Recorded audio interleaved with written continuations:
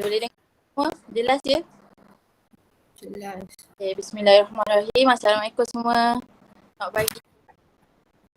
Waalaikumsalam. Semua dah masuk kelas ke? Ke ada dua lagi ni? Semua sihat? Alhamdulillah sihat. Sihat. Semua segar-segar ya. Makan belum ni? Sudah. Sudah. Makan? Dah miss. Cik, panggil saya cik. Sudah cek. Okay. Baik. Puan? Alamak, berkahwin lagi. Okay. Sebelum tu saya ambil kehadiran dulu saya. Baik. Saya pekan ni jawab saya je. Kalau yang tak jawab saya tu kira tak adil lah je. Boleh? Baik, cik. Yang pertama Mio Syahmi bin Mio Amri. Ada? Saya hadir. Muhammad Nasir bin Muhammad Nasir. Ya, cik. Ada. Muhammad Dina Zakwan. Saya, cik. Hadir dia. Nabila Najwa binti Hamzah. Saya. Ada, okey. Nur Dati binti Muhammad Faizul. Tak ada? Tak ada ya? Okay, tak ada. Siti Khatijah binti Mukim. Mukim. Ada? Ya miss, ada. Okay, last sekali Siti Nur Syafiqah binti Sarin. Ada? Jadi seorang tak datang Nur Alia Izzati tadi ya? Dia cek, dia demam. Oh, ya ke? Dia tidak dapat hadir. Dia bagi tahu Atas urusan luar. Nur Alia. Okay. Kita orang ambil kehadiran je.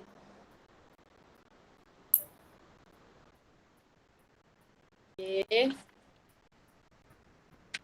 Sebelum memulakan kelas, saya minta seorang wakil untuk bacakan doa. Boleh? Siapa wakil? Lelaki yang handsome ni? Mio Boleh? Boleh. Okay. Bismillahirrahmanirrahim. Al-Fatihah. Bismillahirrahmanirrahim. Dapatkanlah untukku dan dapatkanlah untukku dan sekarang kekuatan dan abdah supaya yang boleh kami kata amin. Amin ya rabbal alamin. Tahu ke hari masuk topik apa? Saya dah masuk. Semua dah Google Classroom. Sorry. Google Classroom. Kenapa? Semua dah masuk ke?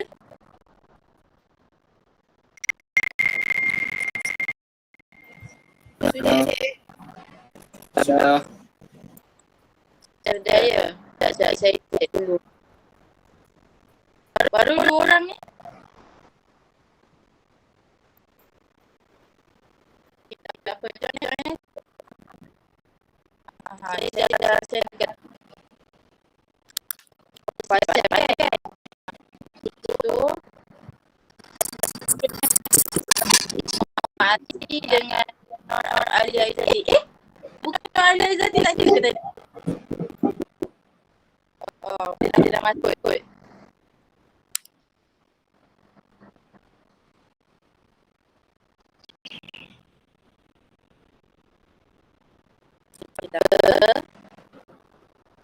Sepanjang kelas ni, kamu boleh tanya apa-apa dan jika tak faham lah je.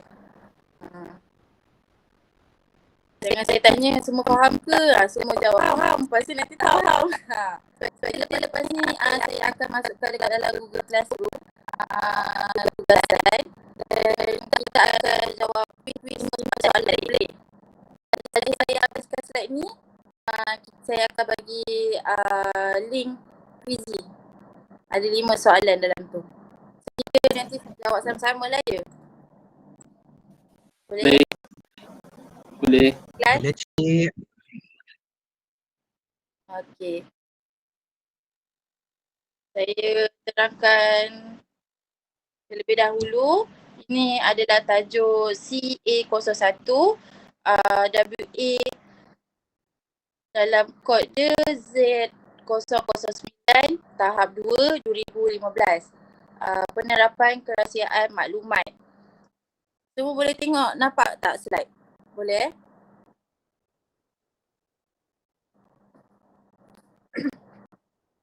Okey, pendahuluan.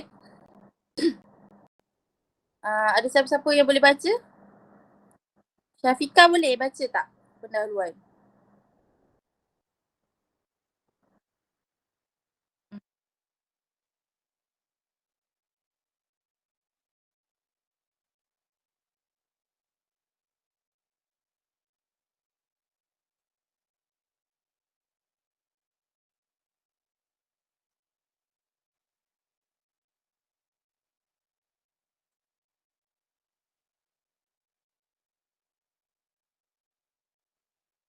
Okey, penerapan kerahsiaan ni, ada siapa-siapa tahu tak tentang penerapan kerahsiaan maklumat?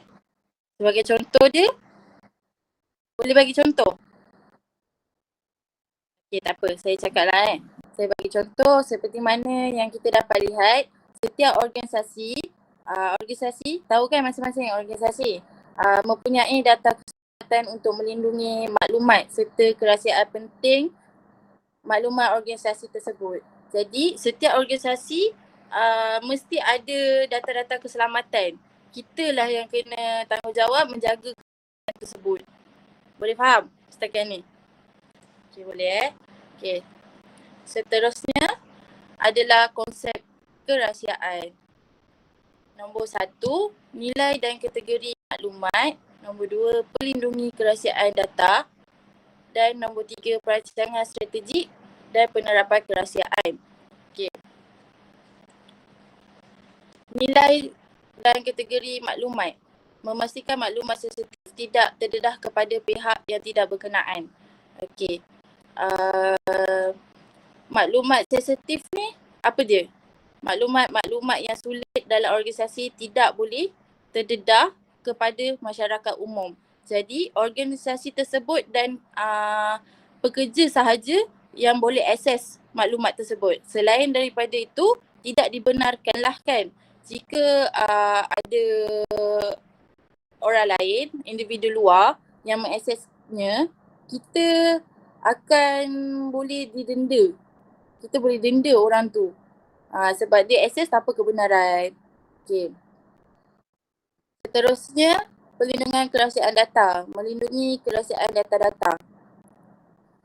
Okay, cara kita melindungi kerahsiaan data-data ni daripada macam mana? Okay, sebagai contoh, website, portal, email, kita kena lindungi daripada terdedah.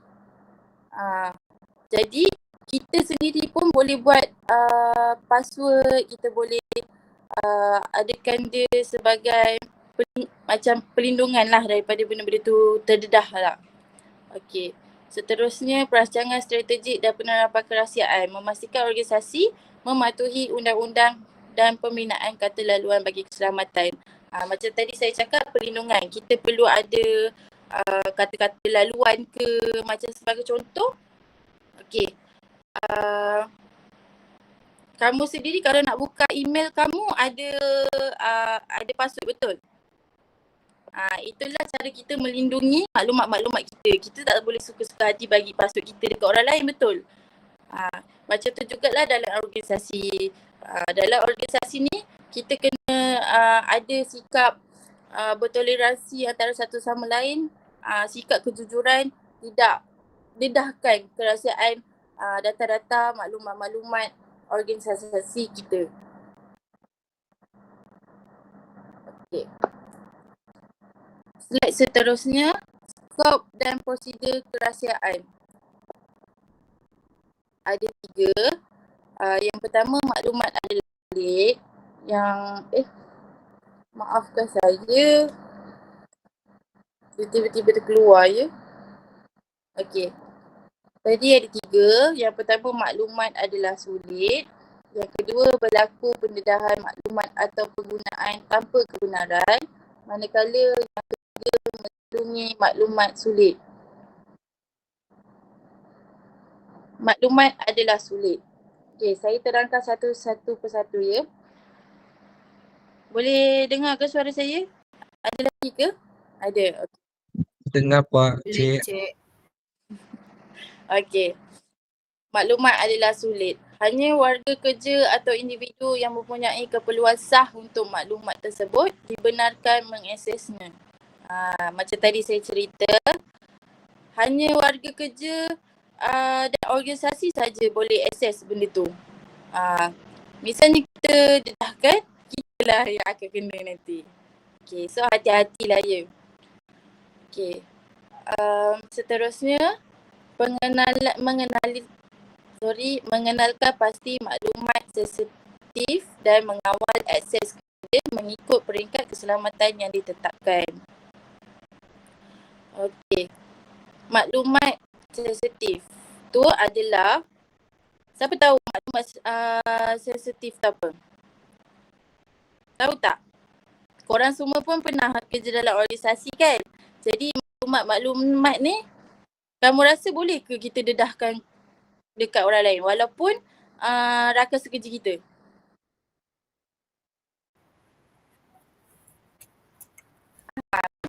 Oh, dia macam maklumat peribadi.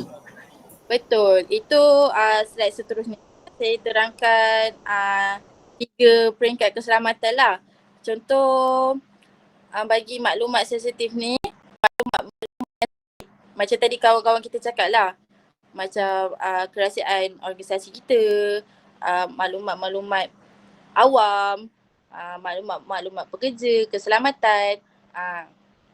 Jadi itu benda wajib yang kita patut rahsia dalam diri kita.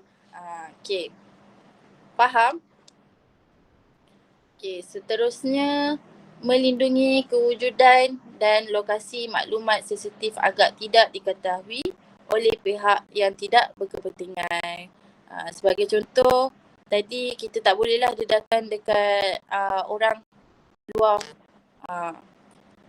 Misalnya kita dedahkan maklumat ni, yelah sekarang ni kita tengok macam contoh kita, orang kata apa, selek zaman sekarang kan.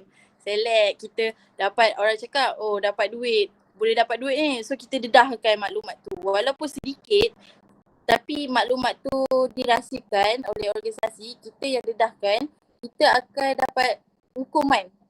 Dan kita akan kesalahan tertib. Nak ke korang masuk penjara? Benda ni pun boleh masuk penjara tau. Denda tu satu, masuk penjara tu satu. So berhati-hatilah ya. Memang kita dapat benefit dia, kita dapat duit. Tapi hakikatnya penghujungnya kita yang akan menipu padah dia lah. Okey. Seterusnya, berlaku pendedahan maklumat atau penggunaan tanpa kebenaran. Jika berlaku penggunaan atau pendedahan maklumat, tiada tindakan boleh dikenakan jika tiada berlaku pecah amanah. Okay.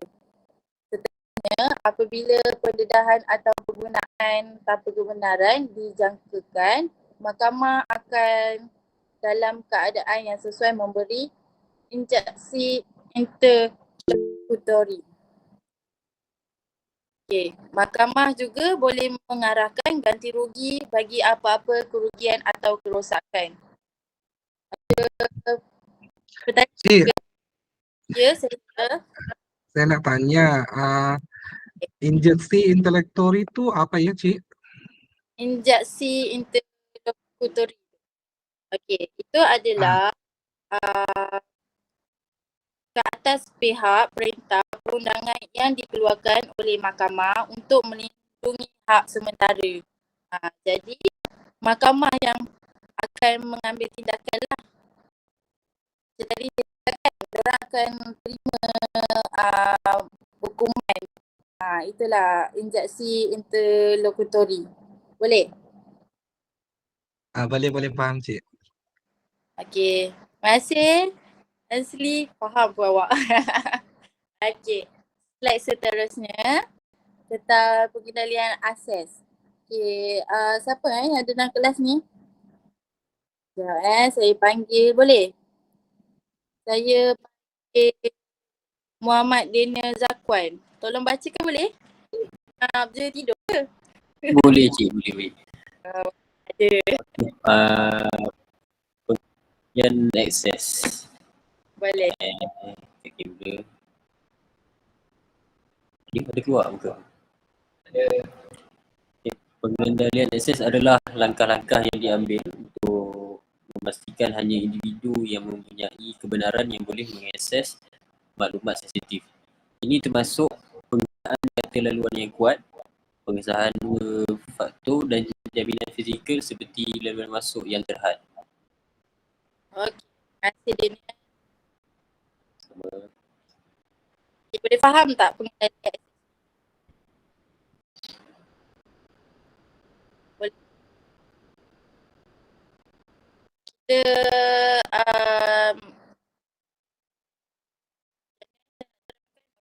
pengendalian akses ni adalah langkah-langkah yang diambil lah untuk memastikan individu yang mempunyai kebenaran. Jadi setiap organisasi tu kita hanya macam contoh saya amanahkan Siti Nur Syafiqah untuk akses sahaja maklumat tersebut. Okay. Jadi Siti Nur Syafiqah hanya dia sahaja yang boleh akses tanpa ada orang lain tahu. Jadi apa-apa yang terjadi saya cari Siti Nur Syafiqah dululah sebab saya yang beri tanggungjawab dia untuk accesskan benda tu. Okay. Boleh? Seterusnya melindungi maklumat sulit. Aspek penting dalam mengekalkan perlindungan ialah pengurusan kawalan secukupnya. Dalam tempoh perkhidmatan, pekerja mesti mematuhi sesuatu kewajipan kesetiaan terhadap majikan serta bertindak demi kepentingan majikan. Seterusnya, melindungi rahsia perdagangan apabila pekerja itu terdedah ketika menjalankan tugas masing-masing. Akhir sekali, pekerja tamat sekiranya pekerja itu tamat perkhidmatannya, dia masih bertanggungjawab untuk menjaga rahsia perdagangan bekas majikan. Okay.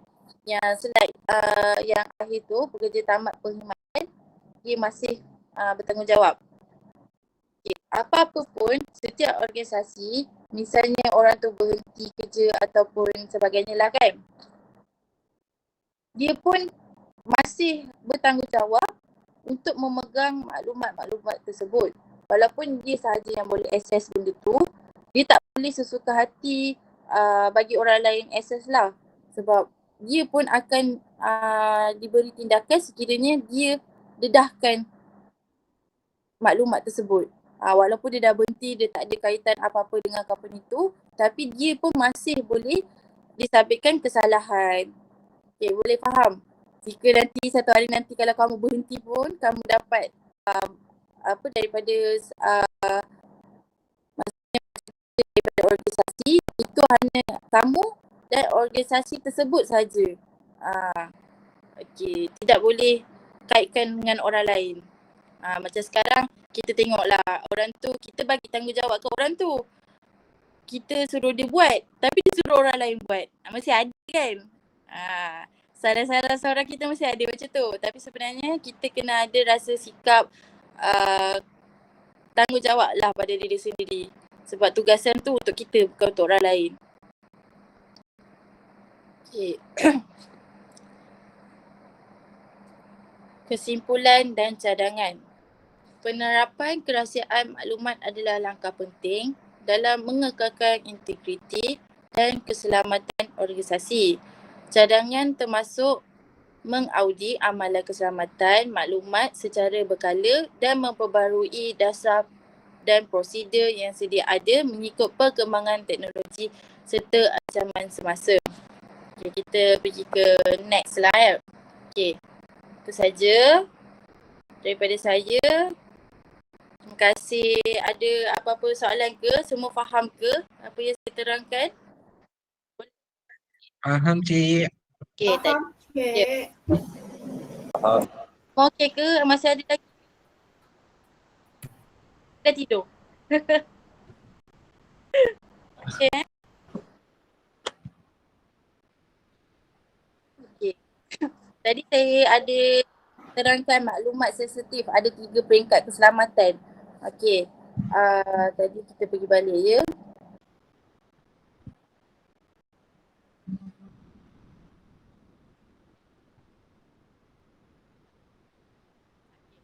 Maklumat sensitif ni. Yang kedua, kita tengok balik maklumat sensitif ni ada 3 peringkat. Dia ada 5 tapi saya terangkan 3 saja. Yang pertama peringkat rendah. Peringkat rendah ni maklumat awam diakses secara bebas. Maksudnya saya tekankan kalau organisasi kita dengan dia saja yang boleh akses sebab tanggungjawab dia. Tapi ada juga yang peringkat rendah, kita dapat maklumat tu, kita boleh sebarkan, kita boleh ceritakan, kita boleh hasilkan benda tu untuk kita boleh berkongsi lah benda tu. Manakala bagi peringkat sederhana, maklumat peribadi kita maklumat. Cik, suara Cik clear tak? Tak dengar. Dengar tak? Tak dengar lah, Cik. Boleh dengar tak? Sekarang boleh, Cik. Okay. Sorry tadi sederhana kan? Peringkat sederhana tu adalah maklumat peribadi kaki tangan. Dan seterusnya peringkat tertinggi. Peringkat tertinggi inilah yang saya tekankan sepanjang kelas kita ni. Jadi kita tak boleh share ataupun kongsi akses dekat orang lain. Okay. Boleh faham ya semua? Faham, Cik. Faham. Faham, Cik. Okay. Slide kita dah habis. Jadi saya nak kamu semua jawab quiz, boleh? Boleh, Cik. Saya sharekan link.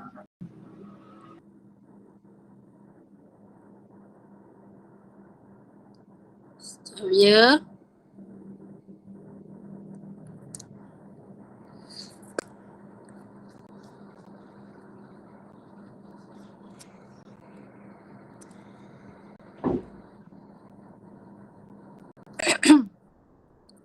Ke saya ada share link? Belum lagi ya?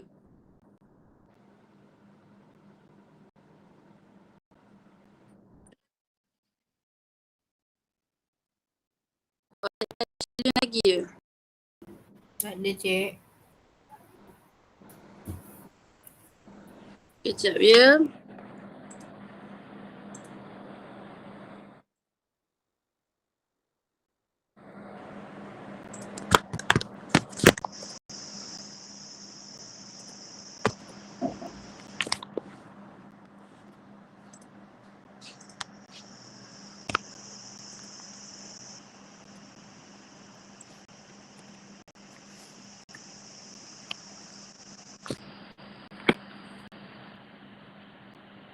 Sorry, ada masalah teknikal. Sorry. Okay.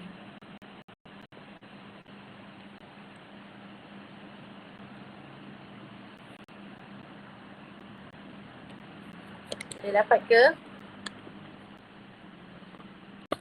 Dapat, Cik. Saya masuk tak?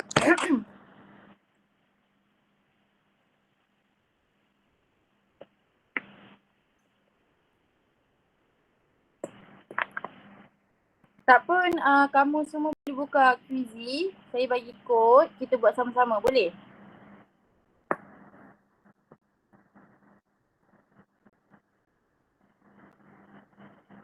Okay, saya dah sendkan kod dekat dalam group raya.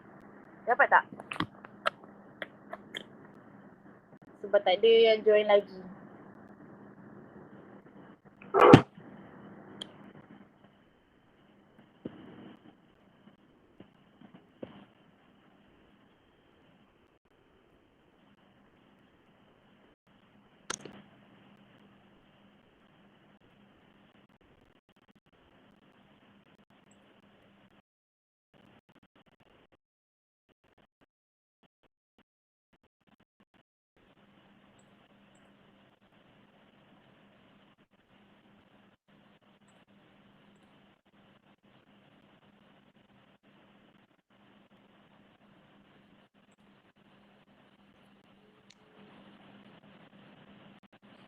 Dapat ke kod ni 719141? Buka Quizzy, join. Boleh? Okay, Syafika dah masuk.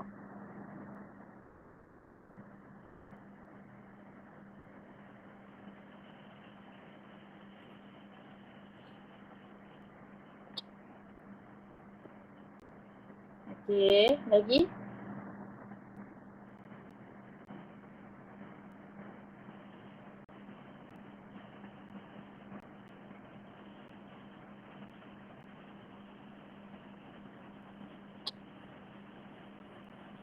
Dua orang.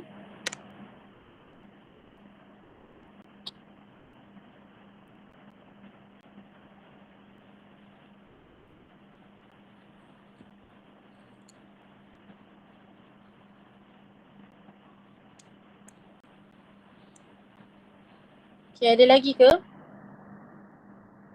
Kita buat quiz ni sama-sama je.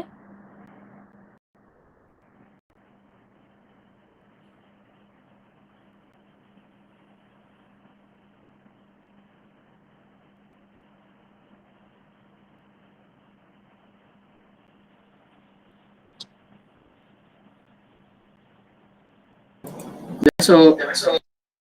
Okay, dah kita boleh mulakan ya? Semua ready? Ready.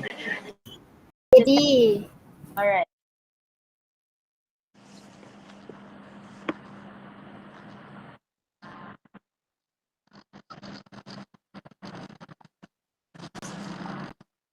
Ini ujian kefahaman apa yang kamu faham?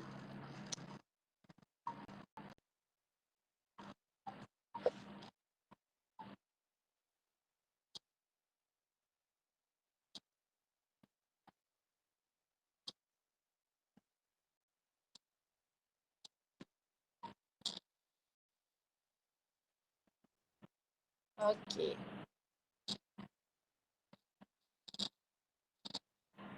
Tahniah Bella. Nasib je tu.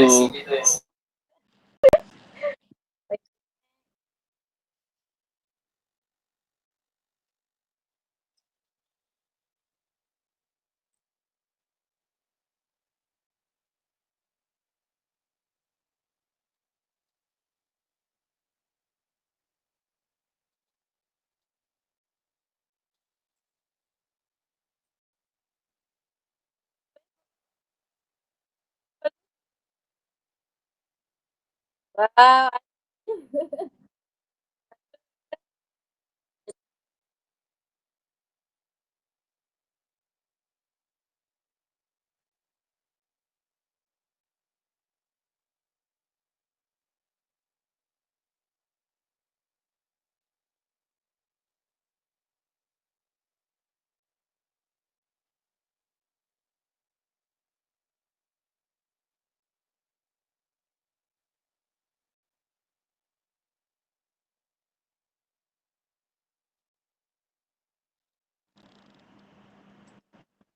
Okay.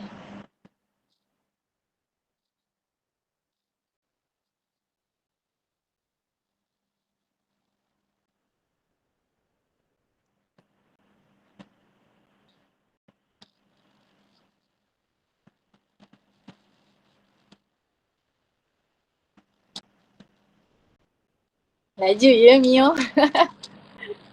Okay.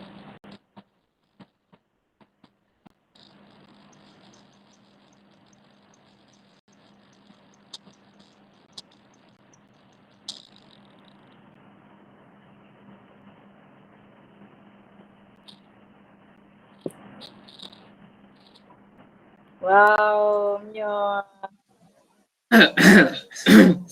Cekak pula tiba-tiba.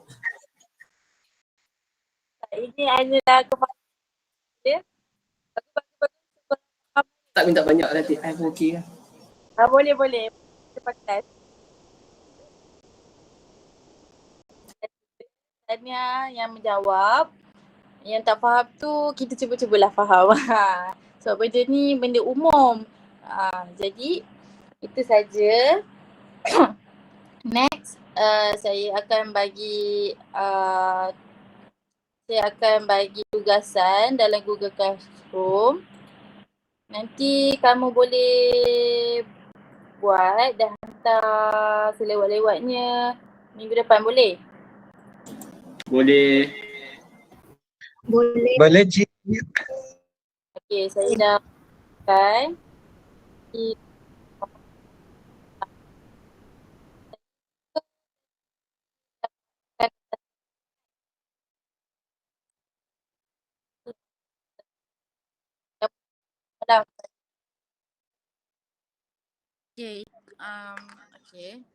Itu saja kelas saya pada pagi ni.